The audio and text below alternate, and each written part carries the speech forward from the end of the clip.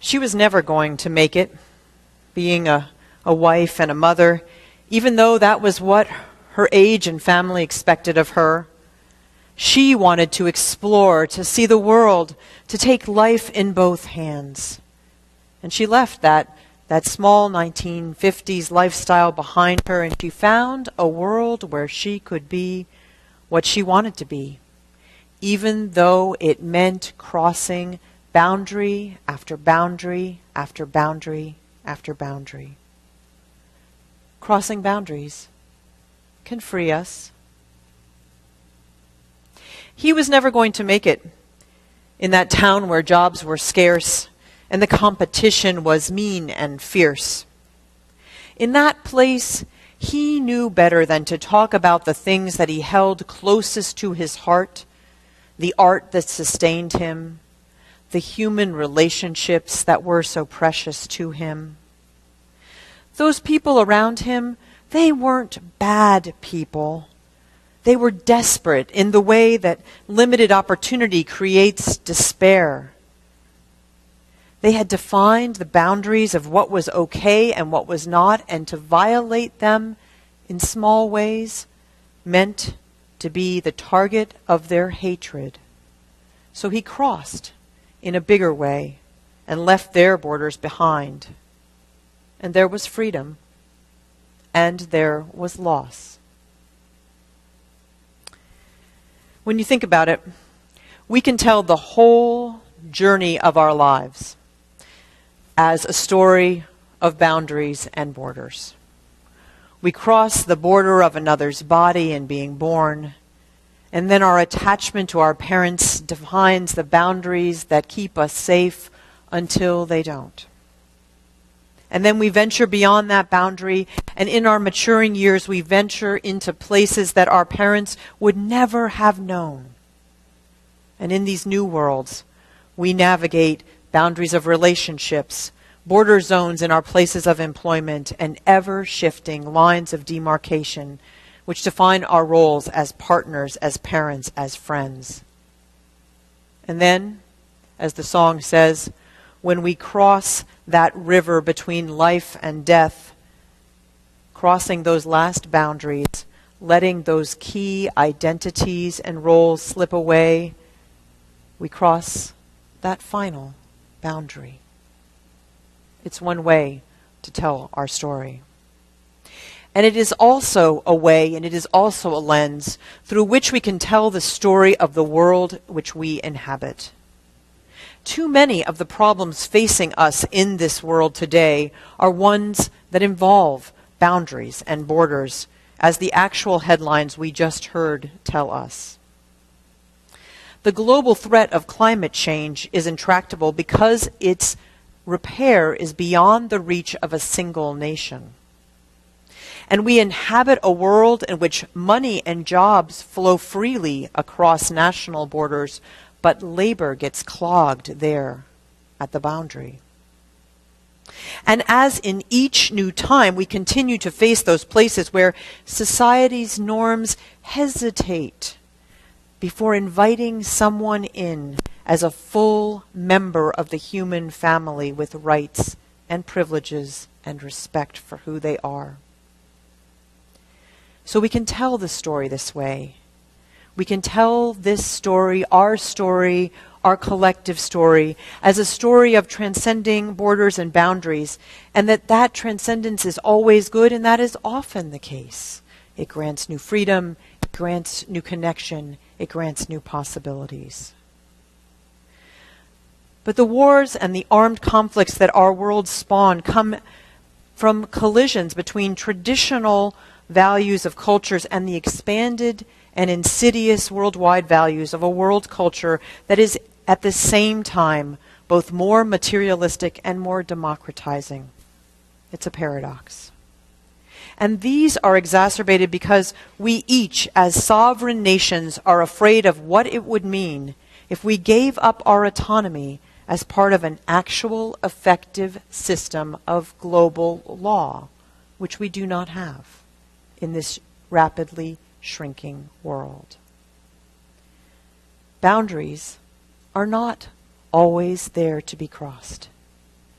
Sometimes they are used, though, to reduce our connection to one another. One of the legacies of our past President Ronald Reagan was to begin a systematic defunding of the United Nations from this nation. And our reduced commitment continues today.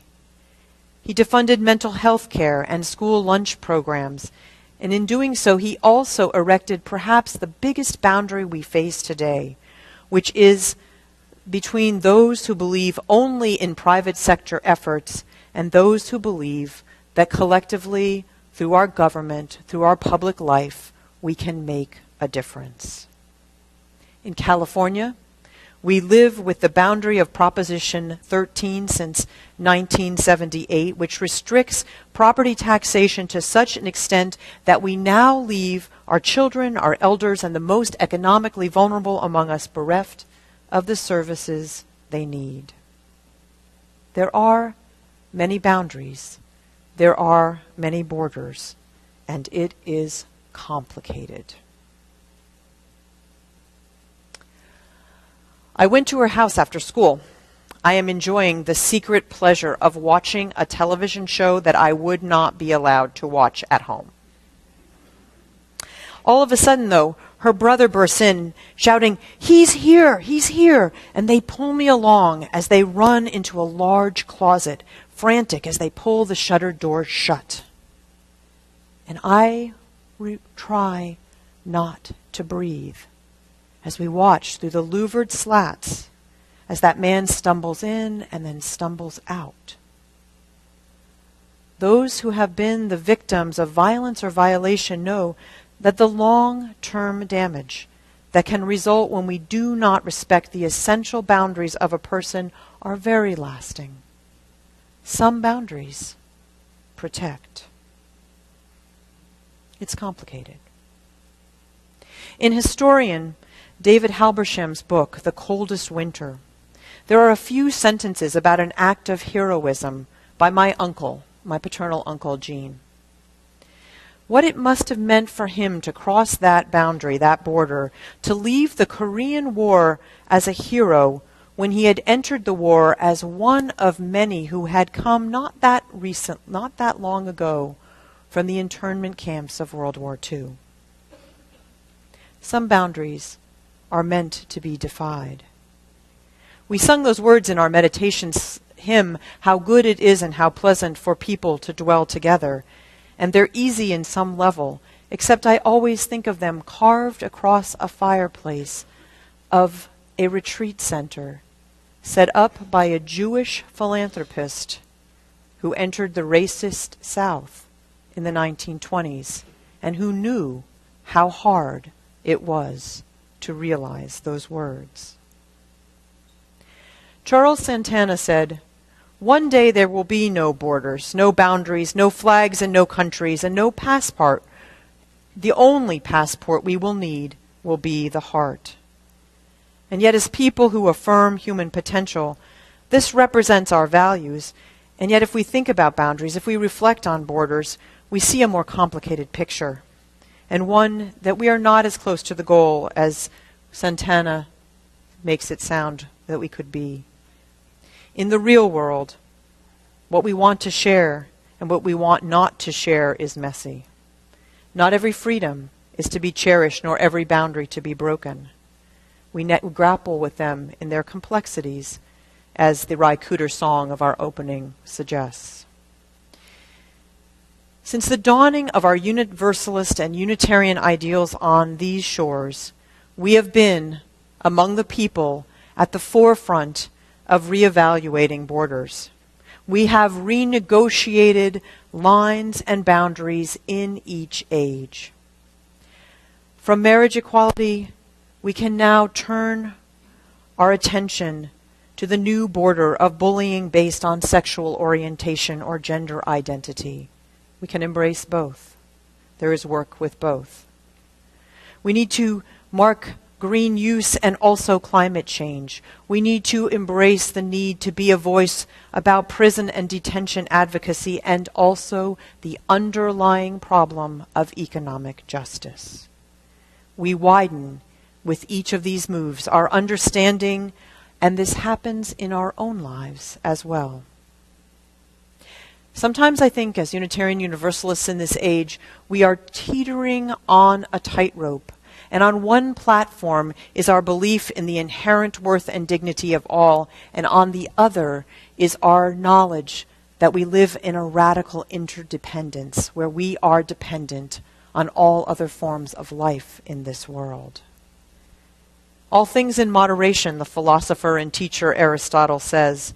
But looking closer, what we find is that what is necessary to maintain this tightrope walk is to maintain both an expanding ideas of boundaries and a clear understanding of those boundaries and borders we need to keep ourselves healthy in this struggle.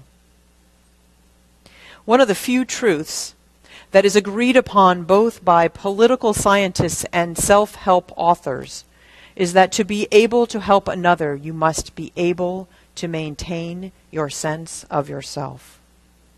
If I know what I need to protect me, then I can truly be with others or be of assistance to them. In healthy relationships, we need some of our boundaries to remain set while others can be permeable. Not every quirky aspect of my personality needs to be honored, but the ones that are essential to who I am at my core do need that level of protection. And that stays with me when life changes and those nearest and dearest to me need to go their own way, when my children have the nerve to have their own opinions and interests and senses of their direction, and when, near the end of my life, I focus on the essentials and let the extraneous go. We need our life to be one in which we walk with others and yet are not consumed by the other. Otherwise, we run the risk of being like that old joke which says that you can tell someone who is codependent when in the moment of death they see someone else's life flash before their eyes. We laugh, but how many of us might have that fear? In a smaller world, we are brought face to face with the places where the boundaries lie. The ozone we all depend upon, the oceans which run across the borders of nations without concern, the way the economic fate of all of us is strung like those old Christmas lights, which when one went out, the whole string went dead. This tightrope we are on makes for a wobbling walk as we reach out, and pull ourselves across the borders which are all around us, while also strengthening the boundaries we need. We need the structures and the mechanisms to ensure that we are not run roughshod over by a single nation, a single group, a single person. We need to remember that in any relationship, whether it be managed by the rules of international diplomacy or the rules of healthy personal engagement, we have the opportunity to be hurt, to be diminished, to be made smaller, and we have the opportunity to experience that miracle which occurs through true connection, through creating together that which we could not create alone. People sometimes ask me, often in interfaith circles, if Unitarian Universalists believe in sin. And I say, well, we have our own version. And then I try to leave it at that. You know, there's some things you just try not to talk about too much outside the family. I think we have several definitions of sin, but one of them, for us, for many of us, a sin is not knowing a firm and unwavering, unchangeable answer to something. And our definition of hell, should someone ask, I believe, for some of us, is that we sometimes have to live in uncertainty. It's true. And in this world today, with boundaries shape-shifting and melting away from the places where we expect them and reappearing in places where we thought they would not be. That kind of hell is all around us, that kind of uncertainty.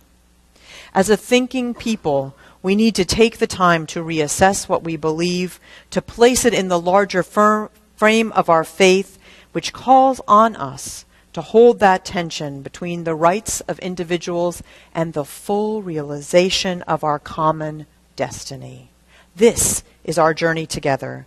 This is our journey here. This community can be a laboratory for the kinds of relationships we want to build, those that scale the artificial borders which keep us from essential partnership with one another, and those which protect the boundaries which we need as people. And so, as Steve said in his call for the offering, each week we gather here. We come to hear our own truths and to cross the boundaries into new truths, new ways of being. We come here to see the people we might not be able to see alone. We come here because we are bold enough to imagine that the world might be better than it is if we join our efforts with others, and we join those efforts with those of our religious ancestors who did so in their time.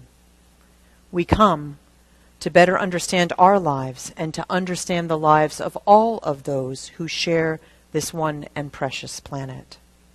We come here across borders each week, tearing down some and building some up that we know we need. This is the work of every age within our faith's living tradition. He is our neighbor in the next chair at church, or in the next block at home, or in the next cubicle at work, or in the next nation of the world. She wants to be engaged, and she is afraid that in coming towards us, she will lose herself. They, like us, have seen much hardship, much happiness, and they are wary and hopeful at the same time. They will take a step with us onto our tightrope towards community, transcending boundaries. Will we reach out a hand? Will we cross a border? Will we hold our boundaries firm? These are the questions of our age, of every age. Let us walk towards them in courage and in hope. So may it be.